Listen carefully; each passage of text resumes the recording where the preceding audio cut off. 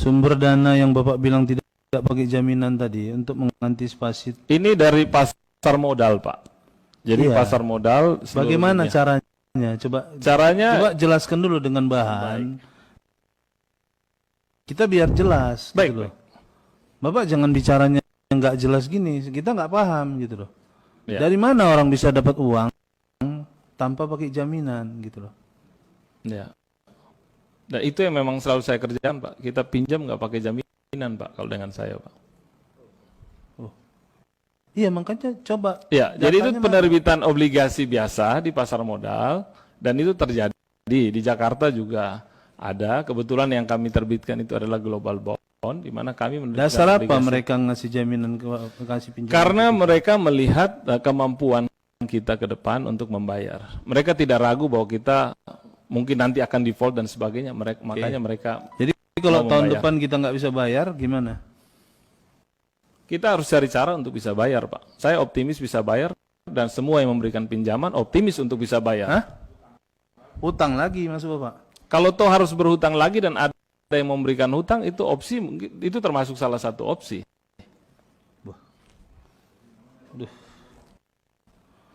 Kalau memang kita susah ya, tapi saya optimis bahwa akan bisa membayar, dan juga yang memberikan pinjaman optimis akan bisa membayar. Oh, kalau peminjam dipinjamkan terus ini barang. Saya sekarang bagaimana menyelesaikan masalahnya? Bukan Bapak kita suruh duduk di situ, suruh cari pinjam utang, bukan. Saudara salah. Saudara di situ, ditempatkan di situ untuk menyelesaikan masalah ini. Bukan tambah buat masalah. Kalau cuma mau cari utang, cari jaminkan negara ini, udah Nggak salah ada jaminan, ditaruh di Pak. situ. Tidak ada yang dijaminkan, Pak.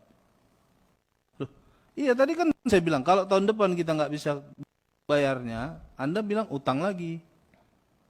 Kalau posisi untuk tahun depan, bahkan sampai 2023, posisi hari ini, Pak Ramson tadi menjelaskan, melanjutkan, bahwa memang posisi hari ini dengan cash yang kita miliki, kita akan bisa melewati untuk bayar kewajiban-kewajiban itu. Dan tentu kita tidak berharap bahwa perusahaan grup ini akan tidak menghasilkan apa-apa. Ya, itu kan optimisme. Kita sudah melakukan stress test, dan hasil itu melihat bahwa kita bisa bayar.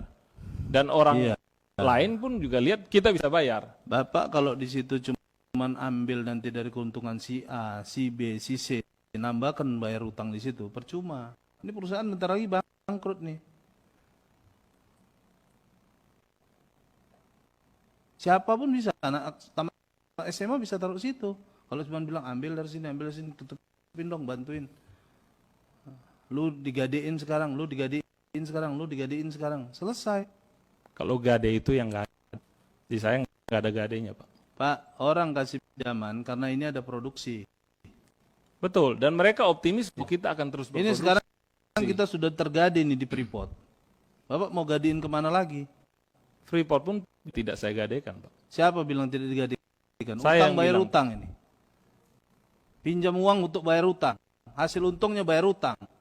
Karena kita berhutang, kita harus bayar, Pak. Loh, ngapain? Gak diganggu pun dia udah habis. Diambil. Balikkan ke negara. Saya rasa Anda pembahasan ngikut nggak waktu? itu terjadi sebelumnya ya. Ini transaksi sudah terjadi. Jadi kita membahas perjalanan ke depan, kita siap-siap seperti apa. Saudara-saudara sekalian, barangkali kalau diteruskan. Bapak, kalau Bapak sekali lagi gini, saya suruh Bapak keluar dari ruangan ini. Kalau Bapak suruh saya keluar, izin pimpinan saya keluar, Pak. Iya, Bapak bagus keluar. Karena tidak ada gunanya Bapak rapat di sini.